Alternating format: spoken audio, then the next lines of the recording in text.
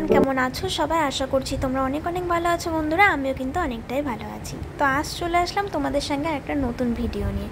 চলো তোমরা দেখতে থাকো। আজ বানাবো আমি মুড়িঘণ্ট। তো মুড়িঘণ্ট কী পদ্ধতিতে বানাচ্ছি, ঘরোয়া পদ্ধতিতে তোমাদের সঙ্গে সবটাই শেয়ার করছি। দেখো, মুড়িঘণ্ট করার জন্য আমার সবচেয়ে মাস্ট দরকার হচ্ছে মাছের মাথা।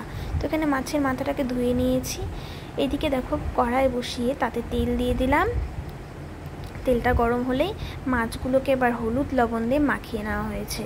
এবার মাছগুলোকে একে একে ছেড়ে দেওয়া হবে, মাছের মাথাগুলোকে। এগুলোকে সুন্দর করে এবার ভাজা হবে।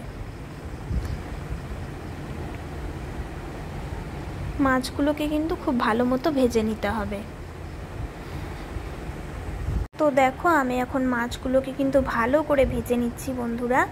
তো আর এই সাইডে দেখো, ভাত বসিয়ে দিয়েছিল মা, ভাত হচ্ছিল। এবার মাছগুলোকে এক এক করে উল্টে দিতে হবে, মাছের মাথাগুলো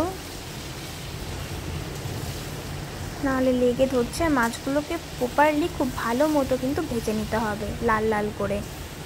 তো আমার মাছের মাথাগুলো এদিকে ভাজা হতে থাক। চলো দেখে আসি আর কি লাগবে আমার। তো মুড়িঘণ্ট করার জন্য আমার এখানে গোবিন্দভোগ চাল নেওয়া আছে। দেখো, এখানে আমি গোবিন্দভোগ চালটাকে নিয়ে নিলাম। তোমাদের পরিমাণ অনুযায়ী তোমরা চাল নেবে। আমি এখানে দেখো চাল নিয়ে নিয়েছি। মাছগুলোকে এবার ভালো মতো উল্টে পাল্টে ভেজে নেওয়া হচ্ছে ভালো মতো। আর মশলা তৈরি করার জন্য কি লাগছে দেখে নাও। এখানে অনেকগুলো আদাকে কুচি করে নেওয়া হয়েছে। এখানে তেজপাতা আছে, 10-12 পিস শুকনো লঙ্কা আছে, আর জিরে আছে। তোমাদের পরিমাণ মতো তোমরা ঝাল দেবে আর কি। তো এবার আমি মিক্সিং জারে মশলাগুলোকে পেস্ট করে নেব। দেখো, এক এক করে সবগুলো দিয়ে দিচ্ছি। শুকনো লঙ্কা, আদা, জিরে, তেজপাতাটা রেখেছিলাম সম্বারের জন্য। আর এখানে পরিমাণ মতো জল দিয়ে এখন পেস্ট করতে বসিয়ে দেওয়া হবে। তারপরে দেখো, আরও কয়েক পিস মাথাগুলো ছিল, সেগুলোকে এখন ভেজে নেওয়া হচ্ছে। দেখো, মাছ কিন্তু আমার ভাজা, মাছের মাথা ভাজা কিন্তু আমার কমপ্লিট। এদিকে চালটাকে ভালো মতো ধুয়ে নেব। দেখো, এদিকে মা চালটা ধুয়ে দিচ্ছিল ভালো করে। এদিকে মশলা করার জন্য মশলাটা বসিয়ে দেওয়া হলো। দেখো, মশলাও ফাইনালি কিন্তু রেডি। আর এদিকে মাছের মাথা ভাজারই পর্ব চলছিল।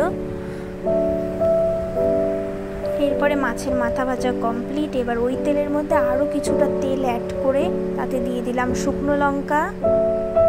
এক এক করে উপকরণ দিতে থাকবো।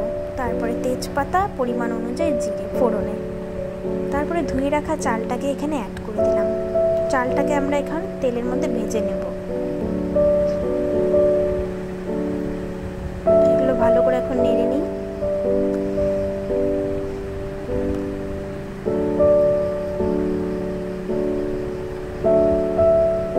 এবার এখানে পরিমাণ মতো আমি দিয়ে দিব লবণ, আর পরিমাণ মতো দিয়ে দিব কিন্তু আমি হলুদ। আবার ভালো করে এগুলোকে মাখিয়ে নিতে হবে।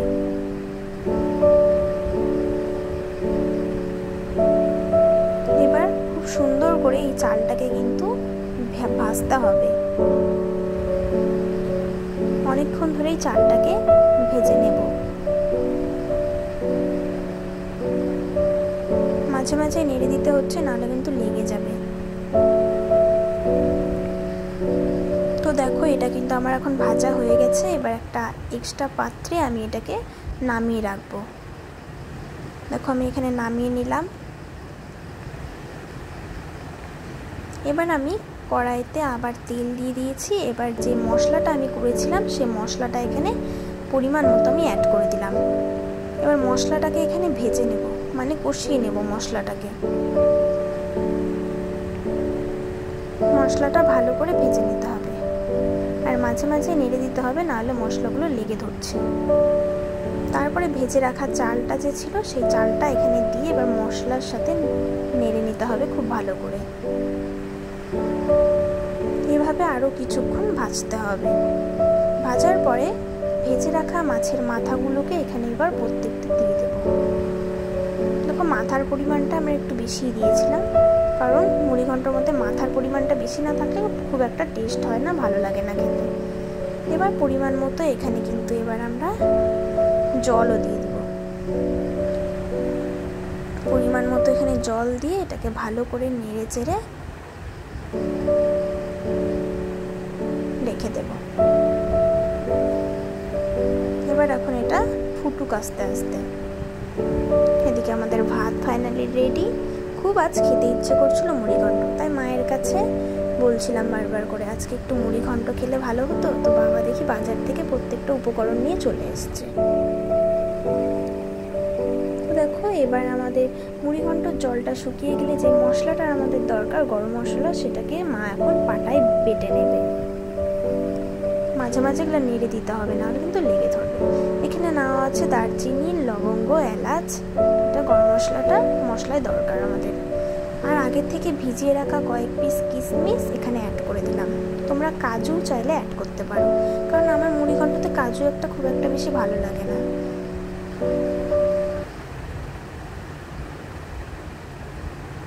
এইভাবে মাঝে মাঝে নেড়ে নিতে হবে। জলটা দেখো অনেকটাই শুকিয়ে গেছে।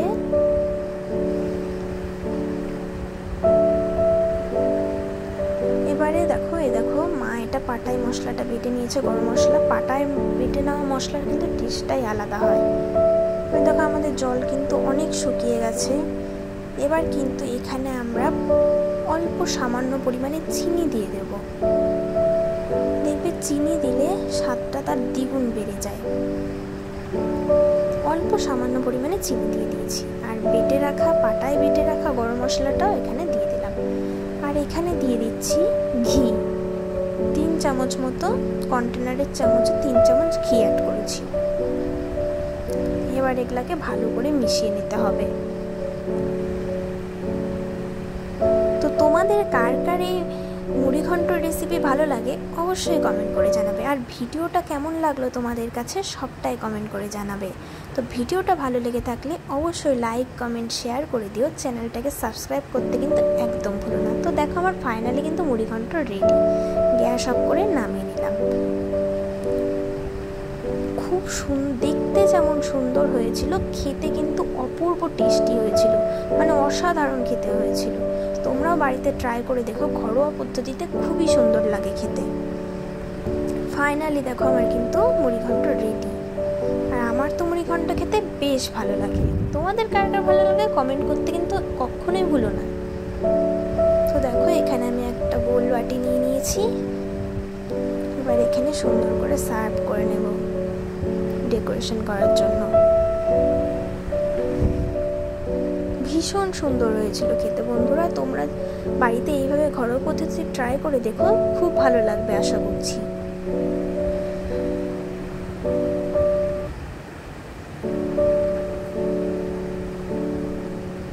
দেখেছো খুব সুন্দর হয়েছিল। টাটা বন্ধুরা, সবাই ভালো থেকো। দেখা হবে আমার নেক্সট ব্লগে। টাটা।